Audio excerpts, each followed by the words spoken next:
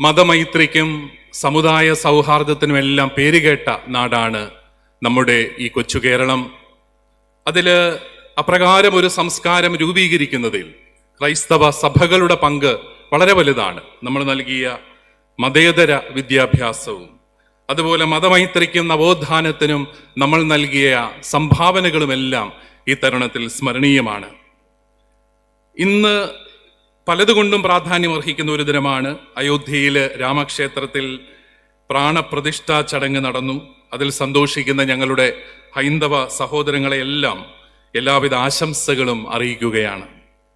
മതത്തെയും രാഷ്ട്രീയ അധികാരത്തെയും രണ്ടായി കാണുന്ന മതേതര രാജ്യമായ ഇന്ത്യയിൽ എല്ലാ ആത്മീയ കേന്ദ്രങ്ങളും ആത്മീയ കേന്ദ്രങ്ങളായി മാത്രം നിലനിൽക്കട്ടെ എന്ന് പ്രത്യേകമായിട്ട് നമുക്ക് പ്രാർത്ഥിക്കാം. നമ്മുടെ രാജ്യം ജനതകൾ തമ്മിലും വിഭാഗങ്ങൾ തമ്മിലുമുള്ള ഏറ്റുമുട്ടലുകളിൽ നിന്നെല്ലാം വിമുക്തമായി മുറിവുകളെല്ലാം തന്നെ മാറ്റിക്കൊണ്ട് എല്ലാം സുഖമാക്കിക്കൊണ്ട് ഒരുമയിലും കൂട്ടായ്മയിലും മുന്നേറട്ടെ എന്നും നമുക്ക് ഈ ദിവസം പ്രാർത്ഥിക്കാം.